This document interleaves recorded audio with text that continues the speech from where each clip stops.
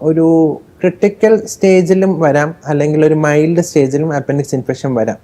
അപ്പൊ mild infection ഒക്കെ ആണെങ്കിൽ നമുക്ക് ആദ്യം ആന്റിബയോട്ടിക്സ് ഒക്കെ കൊടുക്കാം, ഒരുവിധം കൺട്രോൾ ചെയ്യാം. കൺട്രോൾ ചെയ്തിട്ട് അപ്പോഴല്ലെങ്കിൽ പിന്നീടായാലും എന്തായാലും അപ്പൻഡിക്സ് ഇൻഫെക്ഷൻ വന്നു കഴിഞ്ഞാൽ അപ്പൻഡിക്സ് തീർച്ചയായിട്ടും നീക്കം ചെയ്യണം എന്നാണ് സയൻസ് പറയുന്നത്.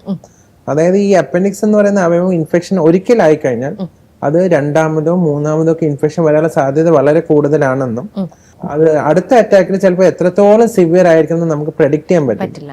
ഒരിക്കൽ അപ്പൻഡിക്സ് ഇൻഫെക്ഷൻ വന്നു കഴിഞ്ഞാൽ തീർച്ചയായിട്ടും അത് അപ്പൻഡിക്സ് സർജറി ചെയ്ത് തന്നെ നീക്കം ചെയ്യണം. അത് അപ്പോൾ തന്നെ ചെയ്യണോ അതോ കുറച്ച് കഴിഞ്ഞ് ചെയ്താൽ മതി എന്നുള്ള അപ്പോഴത്തെ ഈ ഓരോ ഫാമിലിക്ക് അതിന്റെ സൗകര്യം നോക്കണമല്ലോ. ആ സൗകര്യം നോക്കിയിട്ട് അപ്പൊ ചെയ്യുക, അല്ലെങ്കിൽ ഒരു 6 വീക്സ് കഴിഞ്ഞ് തീർച്ചയായും ചെയ്യണം. ചെയ്യാത്ത പക്ഷം ഇത് ചിലപ്പോൾ ഇൻഫെക്ഷൻ വളരെ സിവിയർ ആയിട്ട് വരാം. ചില കുട്ടികൾക്ക് വരുമ്പോൾ തന്നെ വളരെ ക്രിട്ടിക്കൽ ആയിരിക്കും, പഴുത്ത് പൊട്ടി വയറിനകത്തൊക്കെ പഴുപ്പൊക്കെ ആയി. ഈ പെൺകുട്ടികൾക്ക് പ്രത്യേകിച്ച് ഓവറിയുടെ യൂട്രസിന് ചുറ്റിനുമൊക്കെ വളരെയധികം പഴുപ്പൊക്കെ സ്പ്രെഡായി ബാധിച്ച് ഫ്യൂച്ചറിൽ ഇൻഫെർട്ടിലിറ്റി, അതായത് കുട്ടികൾ ഉണ്ടാകാൻ ബുദ്ധിമുട്ട് വരെ ഉണ്ടാകാനുള്ള ചാൻസ് ഉണ്ട് ഈ അപ്പൻഡിക്സ് പഴുത്ത് പൊട്ടിക്കഴിഞ്ഞാൽ. അപ്പൊ അങ്ങനെയുള്ള റിസ്കുകളൊക്കെ നോക്കുമ്പോൾ തീർച്ചയായിട്ടും ഒരു അപ്പൻഡിക്സ് അങ്ങ് ഒരു പൂന്നുള്ളി കളയും പോലെ വളരെ സിമ്പിൾ ആയിട്ട് അങ്ങ് കീ ഹോൾ സർജറി ചെയ്ത് അതങ്ങ് എടുത്ത് കളയുന്നത് തന്നെയാണ് തീർച്ചയായിട്ടും അഡ്വൈസബിൾ.